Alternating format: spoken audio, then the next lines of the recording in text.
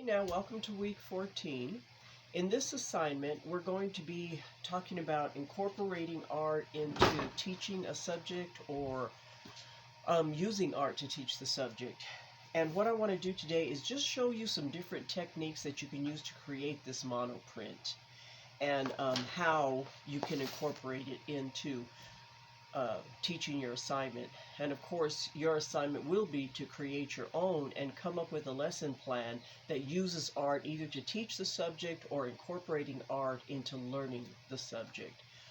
In this one, this could be science, because what I want to do, I found this really cool image in a magazine of this skeleton and then the hands here. So what I've done is traced it just onto a recycled plastic sheet. So this is from just a notebook that I've cut up. All of the materials that I'm using are either recycled or very inexpensive materials. So yeah, it'd be good to have your students do the same. So I'm going to aim the camera down so you can see what I'm working on here. I've traced the image of the skeleton, and this is going to be my plate, which I will use to print onto just a plain sheet of paper.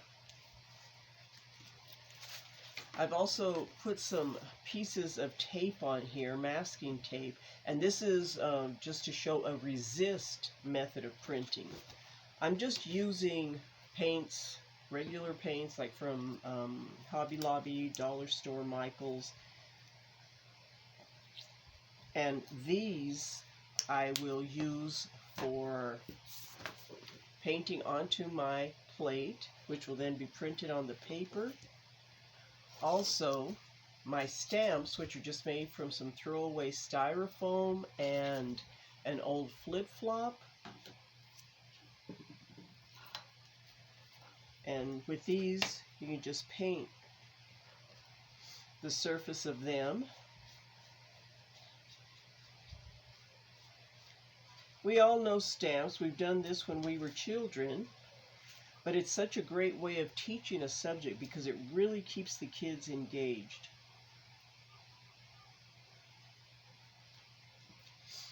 So this is really nice, huh? Organic shapes, shapes in nature. Here I've got some leaves that can be painted and stamped on, and I've got a rotten potato, which is really cool because I can just kind of slice it up and make any kind of image that I want in here. I think I'll just cut out the rotten part.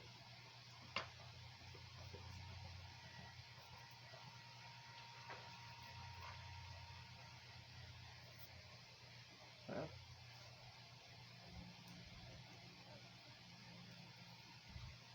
the potato stamps work really nicely, let me tell you. And they last for a bit, for at least 3 days before they go funky. Same thing, I'll just paint the surface.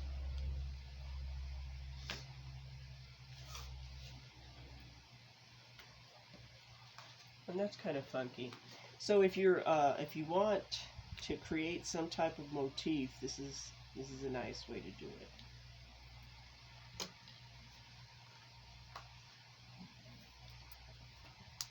For the resist method that I did with the tape, what I'm doing is just painting over that.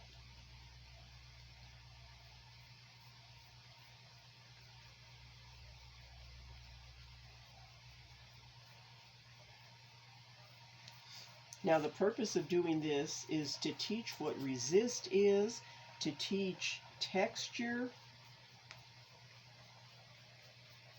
to teach organic shapes, so you cover a lot of principles of design and elements of art, as well as teaching the shapes that are in nature.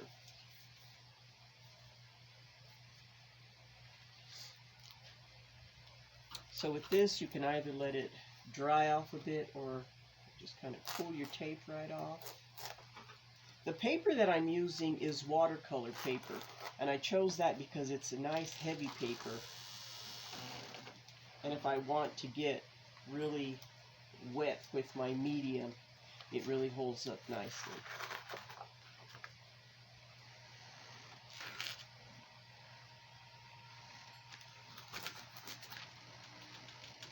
Okay, so here we've created a pattern with resist and a pattern with the stamping. And now with my plate, I take the finest brush that I can find.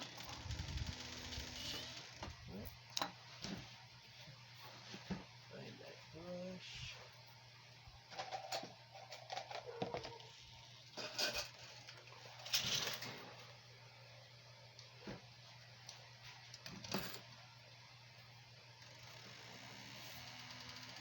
And I'm just going to fill in, paint in my skeleton shape.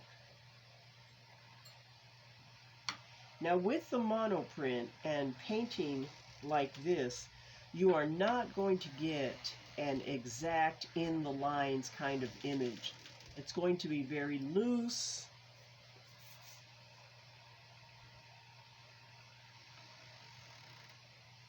And the shapes will come out a bit skewed. But that is what makes the art interesting.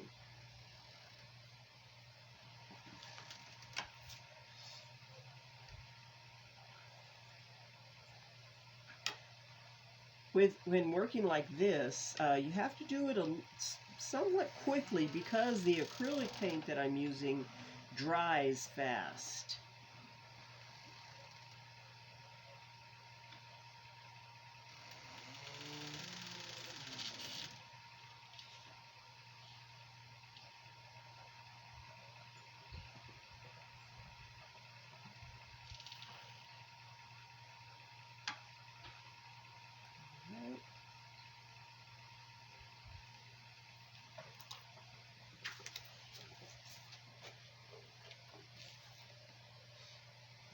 This fella right here. And then I just rub it lightly. If I rub it too hard, then it comes out really blob-like, and kind of, you probably wouldn't be able to tell what the shape is.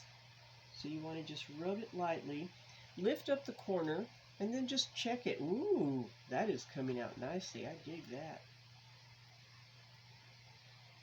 Okay. So I've got my skeletal image in there, which is really kind of cool. And also, with working on a monoprint, you can kind of go back in and change it and play with it, add more color, just work it however you like. I'm going to go with this kind of orange here, which is pretty neat. Make sure you have a supply of water on hand, a rag to kind of clean up, and if you're switching color, make sure to wash your brush in between colors because you don't want to contaminate your paint.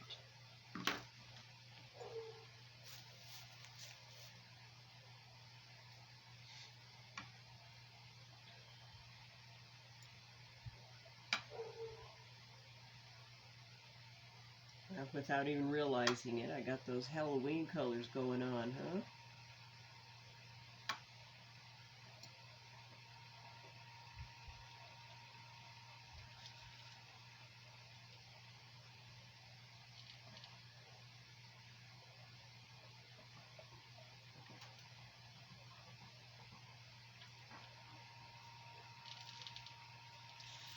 Now, you know, these recordings are available to you. And, I think I'm just going to put this right here.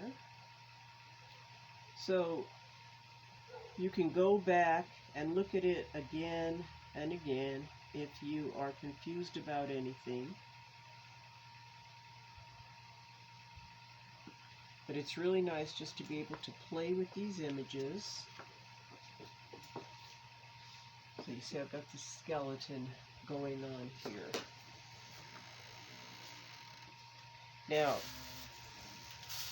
if you wanted to create more texture on your piece, a plastic bag is a really good item to use. And you're just kind of dabbing your paint. And let's say we just want to, okay, that was a serious dab there.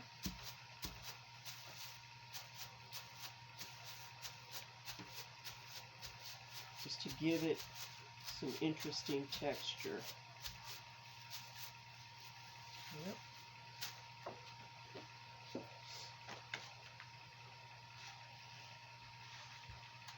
I can go back again as many times as I like with my skeleton and create more madness.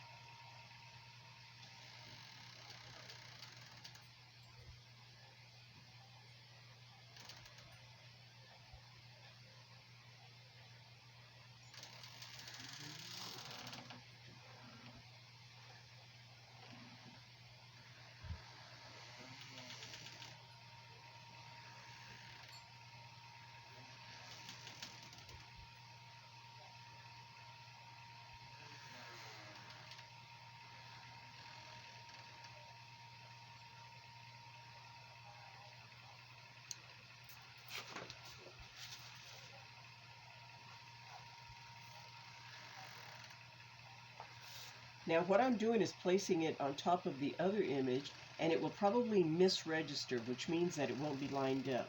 But I don't mind that at all because I think it might make the image even more interesting. So I used a different color just to go back over the top of it and see what happens. Okay. So we've talked about resist. I used masking tape to create this resist. I used the plastic recycle to create the print. I can use all of these objects from nature, potato for stamp, old flip-flops. Make sure you have an instrument to cut with. A Sharpie is nice so that you can draw your image. Okay? And if you have any questions, remember our hours are from 1:30 to 3, and feel free to contact me. So I thank you for checking this out, and I look forward to seeing what you guys create. I think this will be such a fun project to do when you start teaching and teaching science. And speaking of science, what have we covered today? We've talked about biodegradable. We've talked about, well, we haven't really talked about, but things that you can talk about. You could talk about how leaves change, okay? So you see this is going into fall when this recording is being made, so you've got the green leaves that are turning, all right? We've got non-biodegradable things that can be recycled or upcycled and won't destroy nature. And we've got so many different things that we've used just by recycling. So think about those kind of things as you create your project. Have fun. I know I am.